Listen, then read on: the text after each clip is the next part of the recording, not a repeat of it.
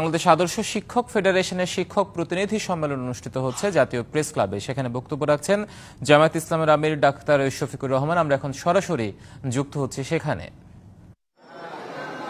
সমাজের চাকা সৎ পথে চলছে না, সমাজের চাকা সত্য থেকে বিচ্যুত হয়ে চলছে।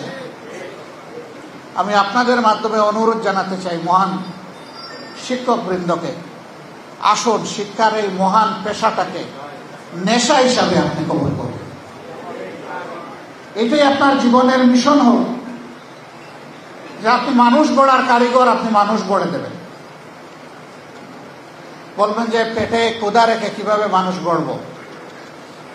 এই দায়িত্ব সমাজের, এই দায়িত্ব রাষ্ট্রের।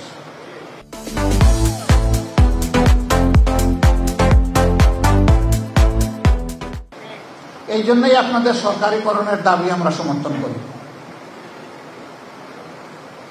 এটি হওয়া উচিত। শিক্ষা মানুষের যদি মৌলিক অধিকার হয়ে থাকে, তাহলে সেই শিক্ষা প্রত্যেকটি মানব সন্তানকে তার অধিকার তার হাতে তুলে দেওয়ার দায়িত্ব হচ্ছে সরকারের।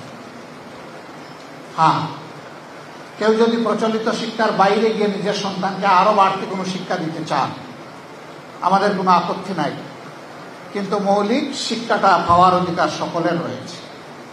এটা ইবতেদায়ী এবং প্রাইমারি থেকে শুরু করে বিশ্ববিদ্যালয় পর্যন্ত যার মেধা যতটুকু পর্যন্ত বুঝবে তাকে ততটুকু শিক্ষার পরিবেশ দিতে হবে। আজকে একটি লজ্জার বিষয় জাতির জন্য। শিক্ষকরা থাকবেন শিক্ষা প্রতিষ্ঠানে, তারা এসে রাস্তায় দাবি তুলবেন যে আমাদের এই ন্যায্য দাবিগুলো আপনারা মেনে নিন, সরকার মেনে নিন, অর্থাৎ ছাত্ররা মেনে নিন। এটা নিঃসন্দেহে জাতির জন্য কষ্টের এবং লজ্জা, তার সঙ্গত অবসান হওয়া উচিত। আমরা এই দাবির পক্ষে আগেই আমাদের মনোভাব ব্যক্ত করেছি। আমরা শিক্ষা সংস্কারে এই কথাগুলো বলেছি।